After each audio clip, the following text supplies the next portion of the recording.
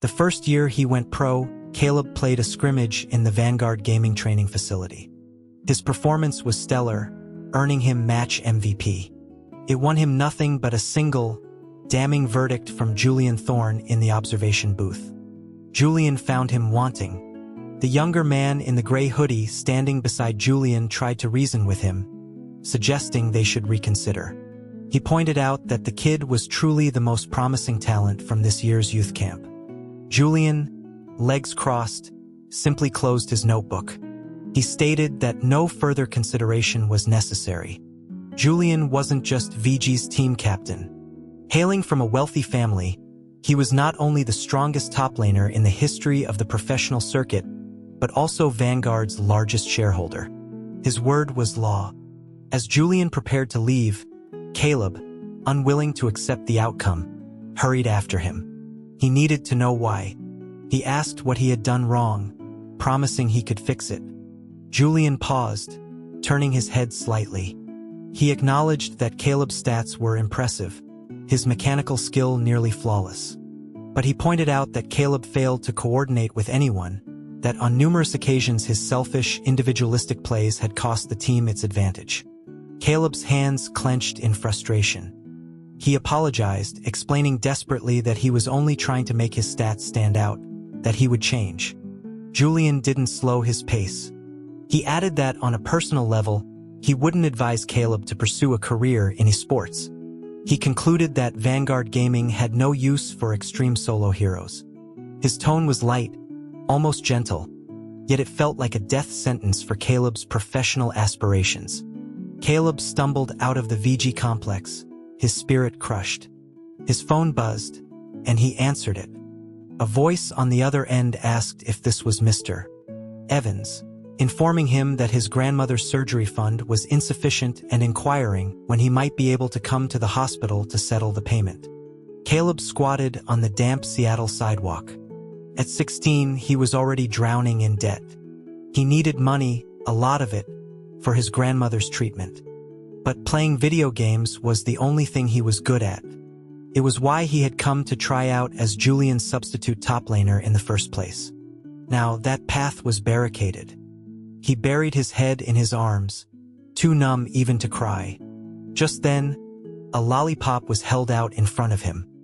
His gaze fell on the small candy, then on the long, elegant fingers offering it. His voice was hoarse and bitter as he mumbled his thanks. As he took it, he realized a business card was tucked beneath the stick. He looked up, intending to chase after the person, but they were already distant, a tall figure holding an umbrella, wearing a simple gray hoodie, melting into the misty rain. 2 years later, Caleb sat in a backstage lounge at a major tournament. A notification popped up on his phone from a contact with a black profile picture, saved simply as J. The message asked if he was nervous about his first time on the main stage. Caleb typed back that of course he was. He joked about what else he could do, that he couldn't just run away now.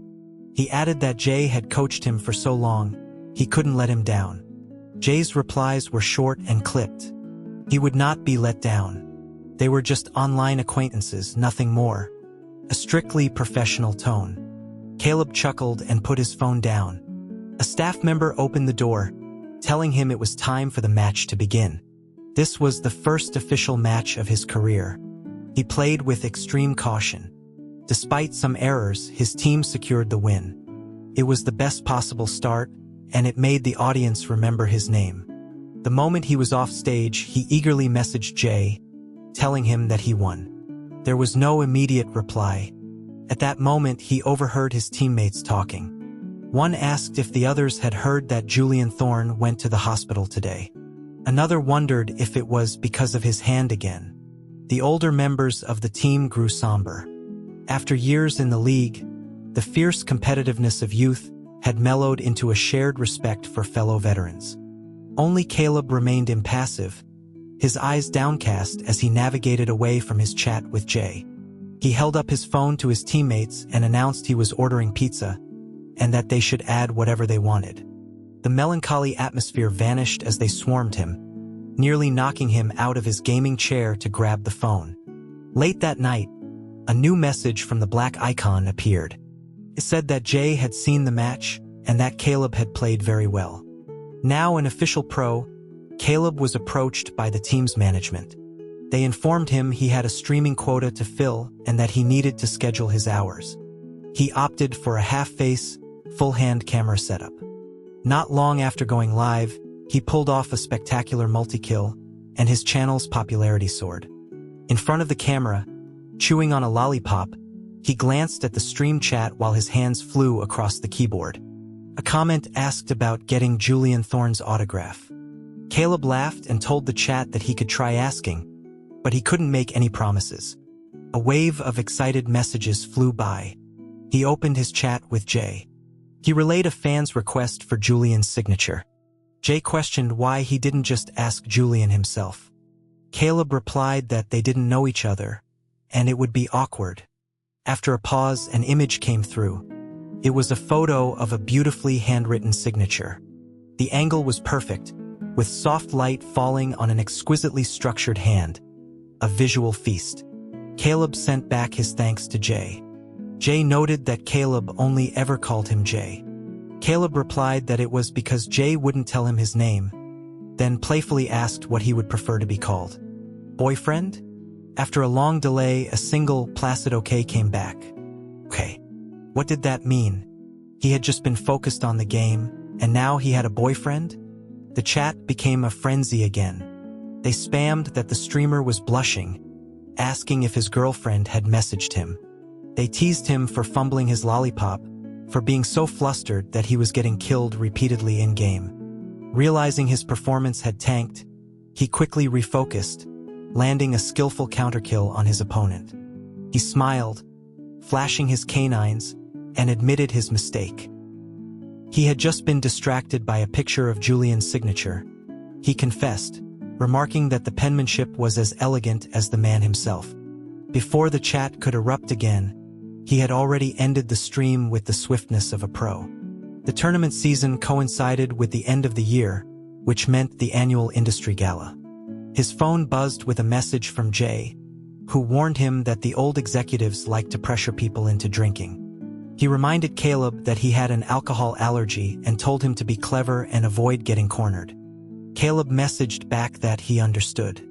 He was still typing when a boisterous sponsor, already drunk, announced that anyone over 18 wasn't leaving without a drink, dismissing excuses like alcohol allergies. Caleb quickly typed a new message, "Save me." The sponsor made his way to the Vanguard gaming table first. Julian and his teammates graciously drank their full glasses. The man then moved to the next table. Just as a young player there was about to drink, Julian suddenly intervened, placing a hand over the glass. His voice was calm as he addressed the sponsor, Mr. Chung, suggesting it wasn't easy for these kids just starting their careers, and that they shouldn't be pressured. As a gesture, he offered to drink 3 glasses on their behalf. The sponsor, just looking for some fun, accepted the gracious exit. He commented on Julian's impressive tolerance. But then, Julian did the same at the 3rd table and the 4th, moving through the room and drinking for every young player. When he reached Caleb's side, Caleb could smell the faint, sharp scent of bourbon on him. Julian said nothing. He simply stood tall beside him, drained the 3 glasses in front of Caleb, and moved on without pause. Caleb watched his slightly unsteady back as he left, then lowered his head and messaged Jay. He said he didn't need help anymore. He explained that some fool was drinking for the entire venue. Because of a lucky draw, their team faced no difficult opponents on their way to the semifinals, where they were slated to meet Vanguard Gaming. Caleb's life became a cycle of playing and reviewing match footage. His captain, worried about his relentless pace, tried to intervene. He asked if Caleb was still watching replays, reminding him that he needed to eat. Without looking up, Caleb murmured that he would go after he finished the current segment. The captain gently patted his head, acknowledging the pressure he was under. He said that VG was a veteran team with a deep legacy, and there was no shame in losing to them, but Caleb shouldn't abuse his youth by neglecting his health. Caleb verbally agreed, but after only a few bites of food, he slipped back to the training room. He wanted to win, not just for the championship, but to pull that untouchable figure down from his pedestal. During the semi-final rehearsals, the VG players stood before them. VG's marksman, Leo, a cheerful man in a gray hoodie, greeted Caleb warmly. He said he'd been watching Caleb's performance and that it was excellent, that he knew back then Caleb would make a name for himself. Ahead of him, Julian gave a slight nod. "Well done," he said. Caleb offered a generic thanks to them both. After rehearsals, he invited Leo out for food. Leo, though surprised, agreed. Caleb ordered a table full of dishes. When Leo arrived, he looked surprised, asking why everything was so sweet. Caleb looked up, a flicker of confusion in his eyes. He asked if Leo didn't like sweets. Then why, years ago, had he offered him a lollipop and a referral to his current team, and introduced him to the legendary mentor, Jay. Leo, picking at a dish, seemed oblivious to the storm in Caleb's mind. He said he didn't eat them often, but could handle a little. Seeing Caleb's silence, he muttered, "I'm not like some people, who are lactose intolerant but still carry 2 lollipops in their pocket every day." Caleb was stunned for a moment before he could process it. He asked Leo what he had just said. Leo, knowing Julian disliked being discussed privately by his teammates, quickly changed the subject. The semi-final began. VG's coordination was nearly perfect. Caleb managed to ambush Julian in the brush, instantly dropping his health to a critical level. Julian's reaction was incredibly fast, a dazzling sequence of moves allowing him to escape with a sliver of health, but he was ultimately intercepted by Caleb's arriving teammates, who secured the kill. As the match progressed, Caleb gained an advantage in his duels with Julian. He could feel it distinctly, a decline in Julian's execution, small mistakes, moments of powerlessness. It was a strange sensation, as if a once unclimbable mountain suddenly revealed a conquerable path. After an arduous battle, their team won by a narrow margin. As they were leaving, Caleb couldn't see Julian, but he overheard some staff members discussing how Julian's hand injury had worsened. One wondered how many more years he could play. Caleb said nothing, just watched an ambulance drive away. For an esports player, hands are more valuable than life itself. It was no secret how long Julian's career had been hanging by a thread. Everyone in the scene could sense that the era he dominated was coming to an end. Having defeated their greatest rival, VG, the finals felt almost effortless. Caleb played ferociously and they won the championship smoothly. He looked up as golden confetti rained down, feeling a sense of unreality. The adulation of thousands, success, a seemingly smooth journey. It felt like a few sleepless nights and a couple of years had culminated in a championship. Some of his teammates broke down in tears, having waited so long for this moment. Caleb stood amidst the throng, still dazed.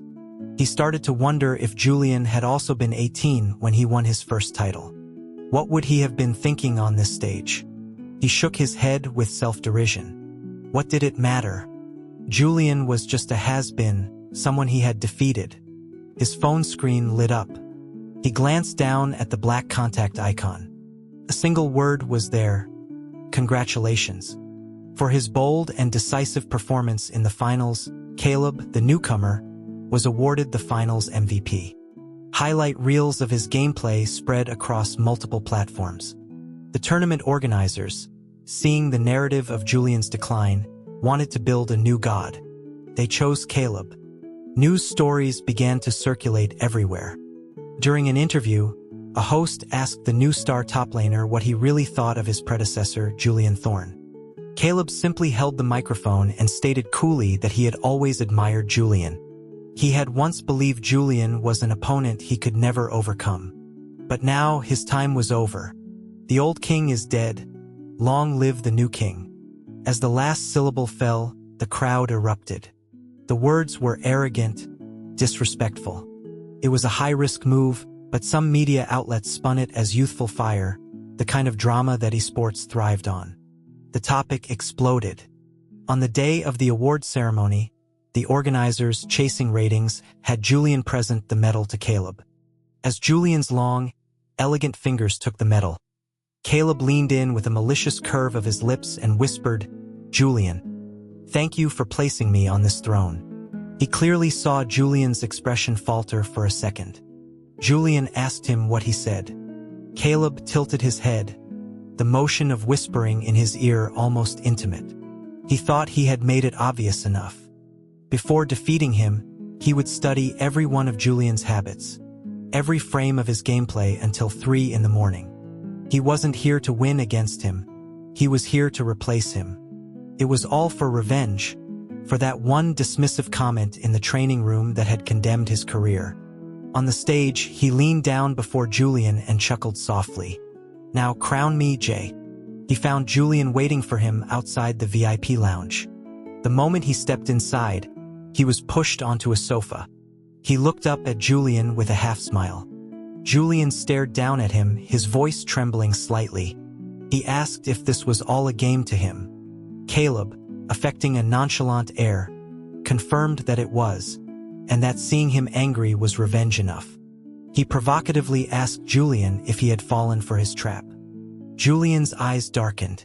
So it was all just a game, and Caleb was actually interested in Leo? Caleb didn't know how he reached that conclusion, but high on the thrill of vengeance, he played along.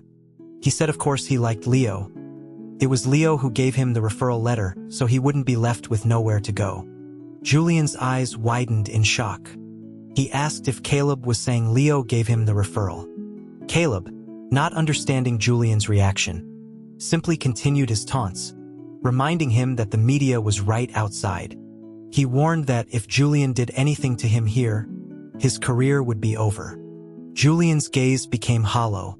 He asked if Caleb realized that such an act would destroy him as well.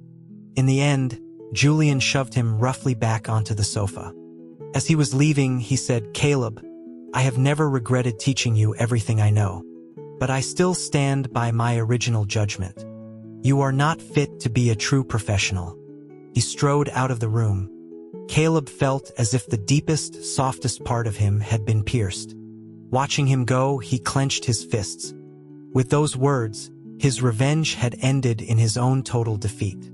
He had no further contact with Julian after that, only seeing him across the stage at tournaments. In their second match of the regular season against VG, Julian was on the bench. It was the first time in his career he had been subbed out. It was also the first time since winning the championship that Caleb lost, and he was utterly dominated. The one who beat him was a player named Ethan, Julian's substitute. He played with a brilliant style reminiscent of Julian in his prime, scoring a multi-kill on his debut and stunning the audience. The media dubbed him Little Julian. This was the quiet, clever, and talented young player Julian had chosen instead of him. A person who was his complete opposite. During the match, Ethan routed him. Caleb's plays were sloppy, full of errors. In the break room, his coach tore into him, screaming that if he didn't want to play properly, he should get off the stage, that he was making more mistakes than a rookie. The team captain stepped in, suggesting Caleb was just overwhelmed and hadn't slept well, and should be subbed out to rest. During the break, Caleb sat in a daze, clutching a water bottle and staring blankly at Julian on the sidelines. Julian was discussing Ethan's plays with the VG coach. He never once glanced in Caleb's direction, as if Caleb had never existed in his world. But why? Because of one sentence, Caleb had fought for 3 years and won a championship. He had proven he had the potential to be a pro, that he was better. And then what? He laughed at himself with bitter irony. "Caleb, you really are pathetic." While he was trying to ensnare Julian, hadn't Julian also been ensnaring him? Perhaps in Julian's heart, all the pet names, the boyfriend talk, meant nothing. From the beginning, he had never even measured up to Ethan. After being benched, Julian gradually transitioned to a behind-the-scenes role. Caleb barely saw him on the stage anymore. Leo had a family emergency and announced he was taking a break from the competitive scene. Everyone knew that a break was just a soft way of saying retirement. At his farewell dinner, Leo reminisced about many things. He brought up the day of Caleb's VG tryout, how he had spilled tea on the captain. The captain was in a rush and had just grabbed Leo's hoodie. Leo wondered aloud which piece of clothing had the honor of being worn by the notorious neat freak. Caleb put down his glass and reminded him quietly, "A gray hoodie." Leo's memory sparked. He exclaimed that was right, a gray hoodie, and complimented Caleb on his good memory. Caleb lowered his head, silent, but his fingers tightened around the glass. Just a day later, he saw the news of Julian's retirement on social media. The news created a small ripple that gradually faded as new stars emerged. But for Caleb, one thing became clearer and clearer. He had lost someone he should have cherished. He looked at the black profile picture on his phone. The contact, Jay, never messaged him again. The last message, like Julian himself, remained cool and distant. The congratulations from the day he won the championship. With his captain gone, Caleb became the new leader, shouldering the responsibility for the team. He would often punish himself during streams by eating candy, the sweetness on his tongue turning to bitterness. He forced himself to be cheerful for the chat, flashing his canines. He'd tell them not to call him honey or boyfriend. He wouldn't respond. He'd tilt his head and read another comment. Wife, he'd say, "No, that one's off limits. That's a special title." On the professional stage, with Julian gone but Ethan still there, VG remained the team to beat for the championship. Caleb had never won against Ethan in the regular season.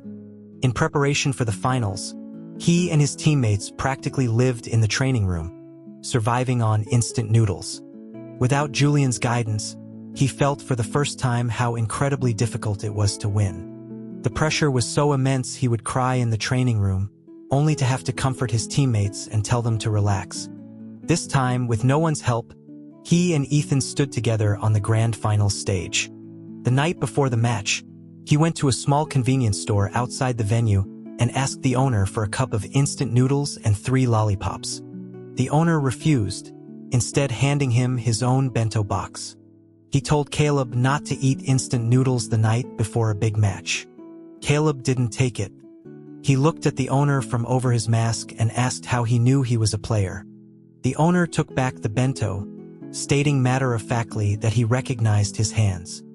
He explained that back when pay was low, many pro players came there for cheap food, and their fingers were all long and elegant, just like Caleb's. On a whim, Caleb asked if Julian used to come here. The owner paused, thinking. "Oh, you mean Captain Thorne?" he said. "He used to, but not as much after his hand was injured 3 years ago." Caleb learned a new story from the owner, a story about Julian Thorne. His hand was injured 3 years ago. The owner explained that Julian had been the substitute for another star player back then, and his chronic hand problems were caused by an attack from that player's extremist fans. Otherwise, why would he have asked the club to find a substitute for him at the peak of his career? Caleb felt like he understood something. He asked if the owner knew all this because he was close with Julian. The owner didn't speak, just put a lollipop in his mouth and stared wistfully towards the esports arena. After a long moment, Caleb heard him say, "Of course we were close. He was my substitute." His second championship came much later. He suddenly understood why his teammates had cried so hard after their first win. He understood that some people would walk alone in the dark for a long, long time, chasing a dream, a sliver of light. The moment he stepped off the stage, he found the general manager and handed him his contract termination. He told him he wanted to take a break next season. The manager was clearly confused, questioning why Caleb would want to leave the scene when he was so young and still at his peak. Caleb didn't explain. As a professional, he could feel his own mechanical skill declining. Not everyone was Julian Thorne with such a long-lasting peak. For a player like him, who relied purely on natural talent, staying on the stage would only hold others back. The day he left the arena, it was raining heavily. He saw Ethan squatting by the roadside, crying. Caleb didn't quite understand him. Ethan had achieved fame at a young age, earned Julian's favor, and his skills were still sharp. He was a genius like Julian. He could play for many more years and win many more championships. Caleb didn't understand what he had to be dissatisfied about. Ethan suddenly started sobbing, rainwater mixing with his tears. He cried that Caleb would never understand, that at least he was just Caleb. He didn't have to be little Julian, didn't have to bear the weight of all that public pressure. He confessed he was on antidepressants, that his hands trembled when he played. His voice shook as he said he didn't want to compete anymore. Looking at this rival he once respected, now broken and crying, the old Caleb would have eagerly crushed him further.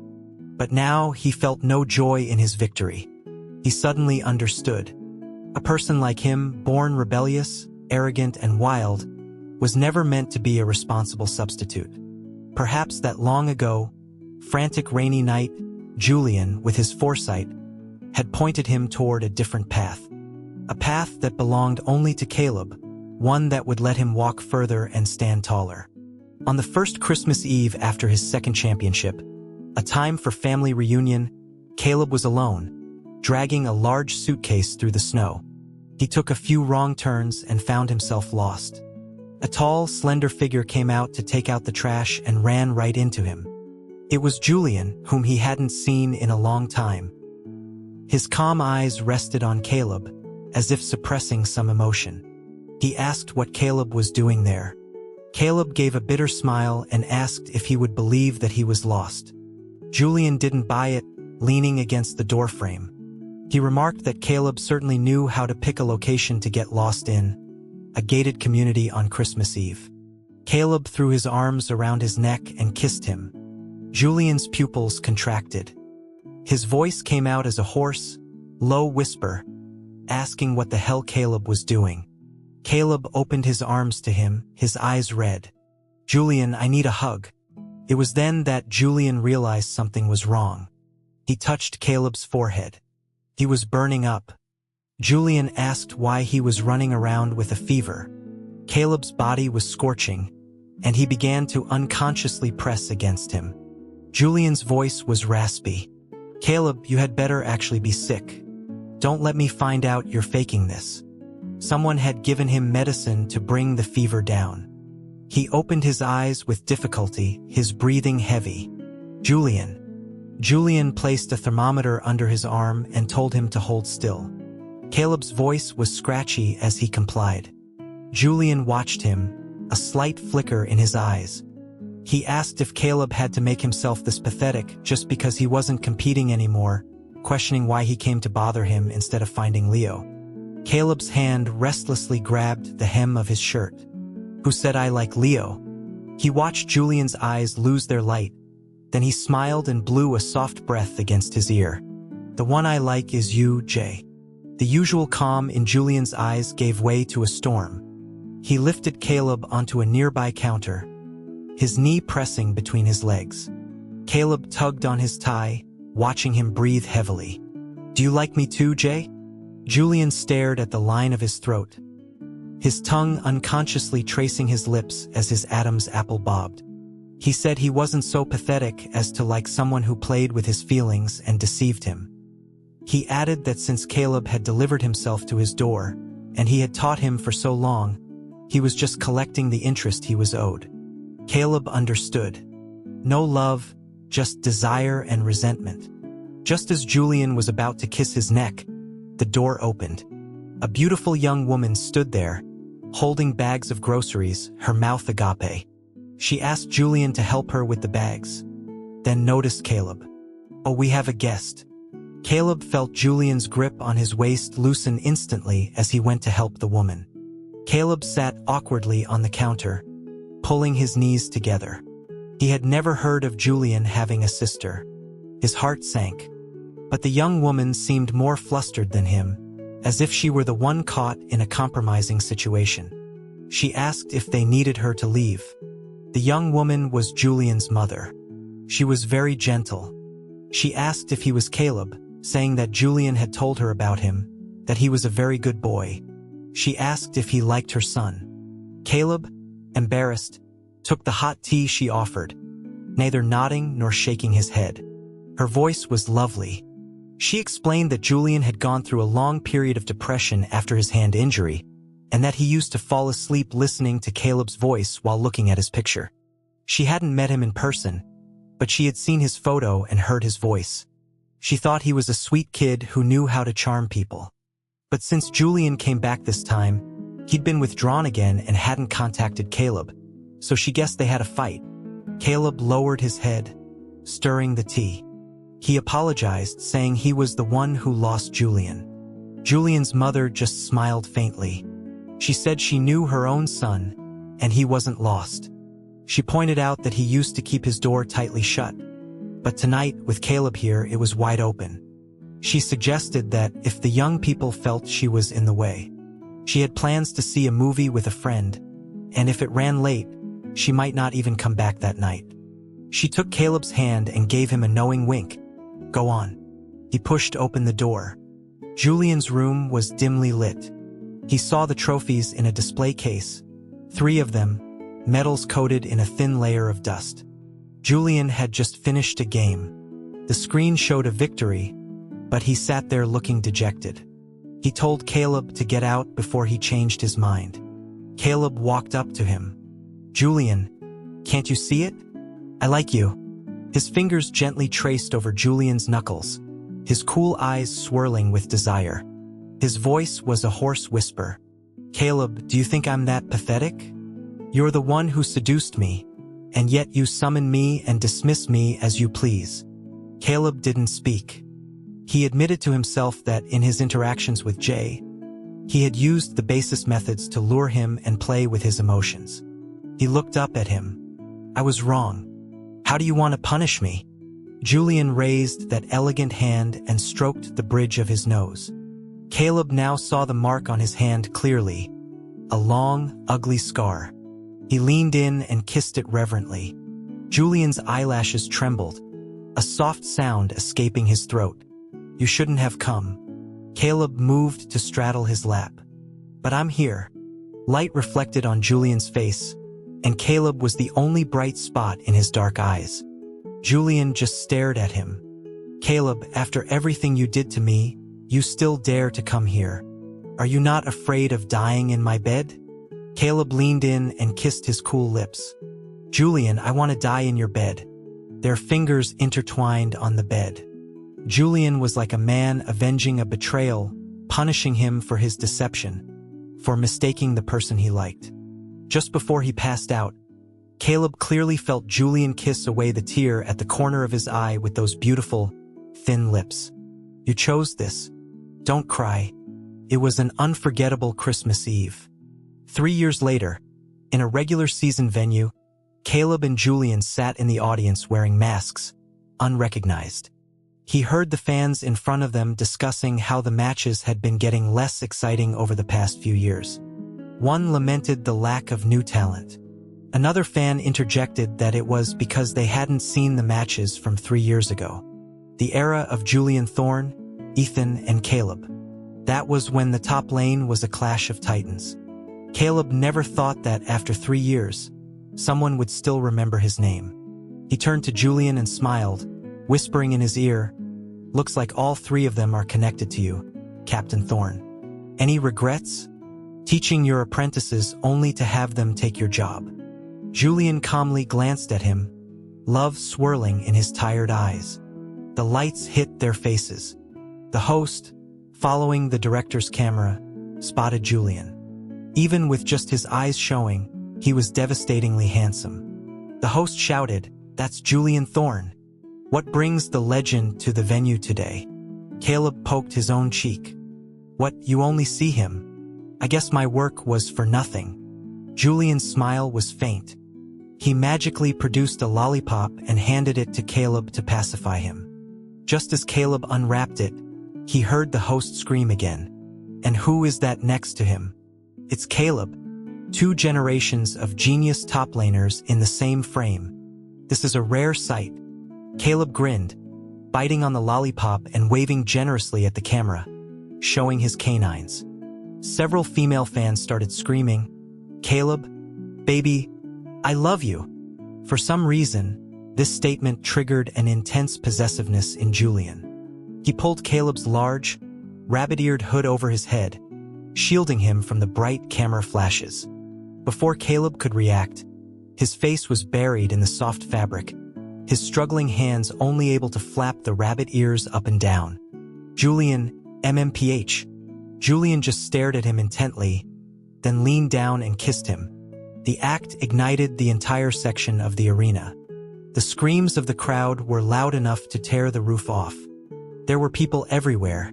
The environment was chaotic, but Caleb's eyes were bright.